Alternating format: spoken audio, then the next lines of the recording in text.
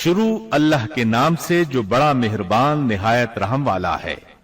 آئیے اب شروع کرتے ہیں مریم علیہ السلام کا قصہ۔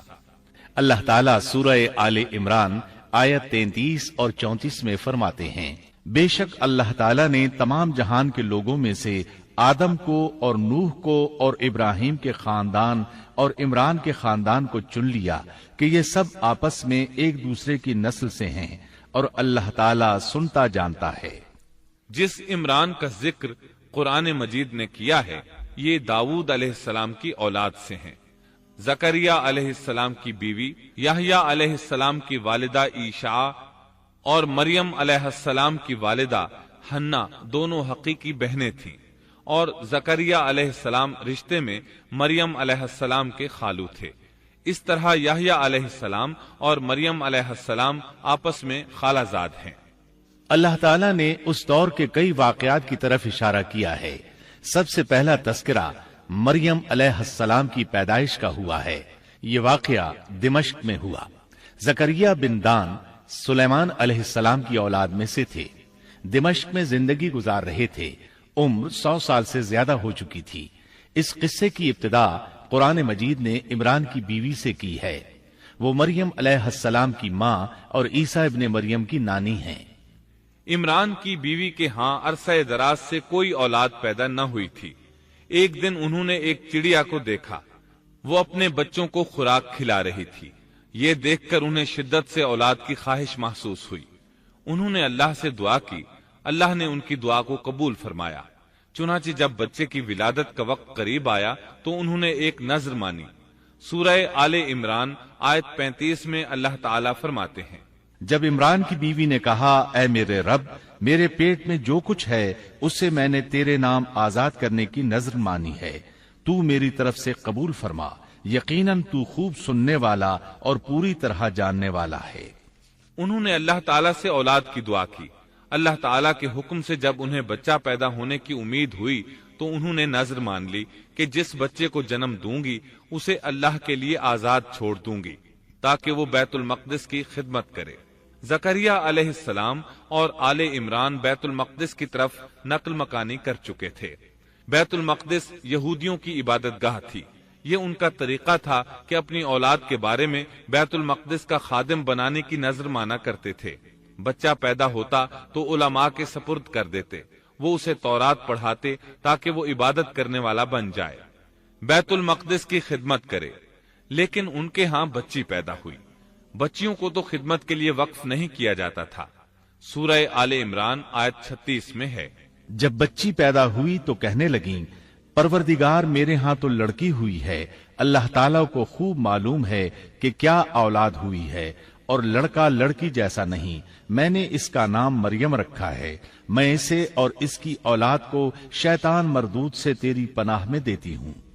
عمران کی بیوی حیرت میں پڑ گئیں کہ انہوں نے تو نذر مان رکھی ہے اور اب لڑکی کو تو بیت المقدس کی خدمت کے لیے وقف نہیں کیا جا سکتا۔ ان کے خاوند عمران بیت المقدس کے عابدوں میں سے تھے۔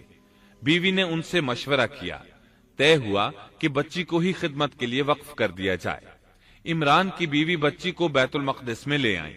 جس بچے کو وقف کرنا ہوتا تھا اس کی کفالت کوئی عالم کرتا تھا۔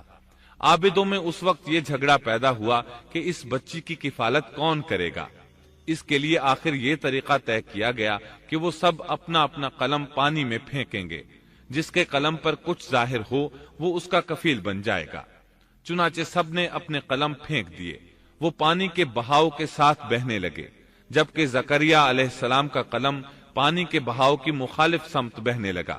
اللہ تعالیٰ سورہ آل عمران آیت 44 میں فرماتے ہیں، تو ان کے پاس نہ تھا جبکہ وہ اپنے قلم ڈال رہے تھے کہ مریم کو ان میں سے کون پالے گا، اور نہ تو ان کے جھگڑے کے وقت ان کے پاس تھا۔ اس طرح زکریا علیہ السلام کفیل قرار پائے۔ مریم علیہ السلام نے بہت اچھی پرورش پائی، وہ بہت تیزی سے پروان چڑھی۔ آپ کا جسم مضبوط اور خوبصورت تھا، بہت نیک اور عبادت گزار تھی، عورتوں میں سب سے زیادہ سچ بولنے والی تھی۔ اللہ تعالیٰ نے انہیں اپنی کرامات سے نواز رکھا تھا۔ اللہ تعالیٰ سورہ آل عمران آیت 37 میں فرماتے ہیں، جب کبھی زکریا ان کے کمرے میں جاتے ان کے پاس روزی رکھی پاتے، وہ پوچھتے اے مریم تیرے پاس یہ روزی کہاں سے آئی؟ وہ جواب دیتی کہ یہ اللہ کے پاس سے ہے، بے شک اللہ تعالیٰ جسے چاہے بے حساب رزق دیتا ہے۔ زکریا علیہ السلام کو جب کہیں جانا ہوتا وہ مریم علیہ السلام کے کمرے کا دروازہ بند کر کے جاتے تھے۔ جب واپس آتے تو اس کے پاس رزق رکھا پاتے اور وہاں غیر موسمی پھل ہوتے۔ بہت تعجب کرتے۔ مریم علیہ السلام انہیں بتاتی یہ پھل اللہ تعالیٰ نے آسمان سے نازل کیے ہیں۔ اللہ تعالیٰ سورۃ المائدہ آیت 75 میں فرماتے ہیں، اور عیسیٰ کی والدہ ایک راست باز عورت تھی، اسی لیے ان کے ہاتھ پر بہت سی کرامات ظاہر ہو رہی تھی۔ ان کی فضیلت سورہ آل عمران آیت 42 میں ان الفاظ میں آئی ہے، اور جب فرشتوں نے کہا اے مریم اللہ تعالیٰ نے تجھے برگزیدہ کر لیا اور تجھے پاک کر دیا اور سارے جہان کی عورتوں میں سے تیرا انتخاب کر لیا۔ سورۃ المائدہ آیت 75 میں ہے۔ مسیح ابن مریم پیغمبر ہونے کے سوا اور کچھ بھی نہیں، اس سے پہلے بھی بہت سے پیغمبر ہو چکے ہیں۔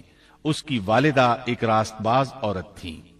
بخاری، مسلم، ترمذی اور نسائی کی حدیث ہے، نبی کریم صلی اللہ علیہ وسلم نے فرمایا، اپنے زمانے میں مریم علیہ السلام سب سے افضل عورت تھیں اور اس امت میں خدیجہ رضی اللہ عنہا سب سے افضل عورت ہیں۔ بہت سی احادیث میں 4 عورتوں کی فضیلت آئی ہے۔ نبی صلی اللہ علیہ وسلم نے فرمایا سارے جہان کی عورتوں میں سے 4 عورتیں افضل ہیں، مریم بنت عمران، فرعون کی بیوی آسیہ، خدیجہ بنت خویلد اور فاطمہ بنت محمد رضی اللہ عنہن۔ بس ثابت ہوا کہ مریم علیہ السلام کو اللہ تعالیٰ نے بہت فضیلت عطا فرمائی تھی۔ محترم سامعین، السلام علیکم ورحمۃ اللہ وبرکاتہ۔ اس بار ہم آپ کے لیے پیش کر رہے ہیں قصص الانبیاء۔ اللہ تعالیٰ نے انسانیت کا آغاز فرماتے ہی انبیاء کا سلسلہ شروع فرمایا۔ انبیاء اور رسول پے در پے آتے رہے۔ کہا جاتا ہے کہ رسولوں کی تعداد 300 سے زائد ہے اور انبیاء کی تعداد 1,24,000 سے زائد ہے۔ گویا اللہ تعالیٰ نے بنی نوع انسان کو سیدھا راستہ دکھانے کے لیے اتنی بڑی تعداد میں انبیاء اور رسول مبعوث فرمائے۔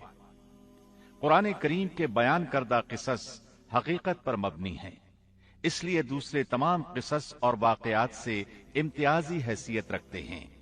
ان کا تعلق خیالات اور ذہنوں سے گھڑی ہوئی باتوں سے نہیں، بلکہ وہ زمین پر واقع ہو چکے۔ انسانوں نے اپنی زندگی کے مختلف ادوار میں ان کا مشاہدہ کیا، اور پھر یہ واقعات اس لحاظ سے بھی منفرد ہیں کہ عبرت کا باعث ہیں۔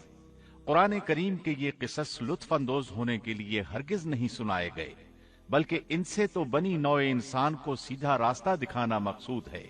یہ مقصد تھا کہ انسانیت عبرت پکڑے، روز جزا کے بارے میں آنکھیں کھول لے، ان واقعات کو سن کر اور پڑھ کر اپنا راستہ منتخب کر لے۔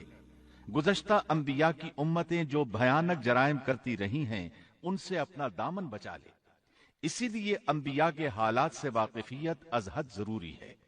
جب تک ہم انبیاء کے واقعات سے روشناس نہیں ہو جاتے اس وقت تک قرآن مجید تک مکمل رسائی حاصل نہیں کر سکتے۔ Thanks for watching. Don't forget to like, comment, share and subscribe to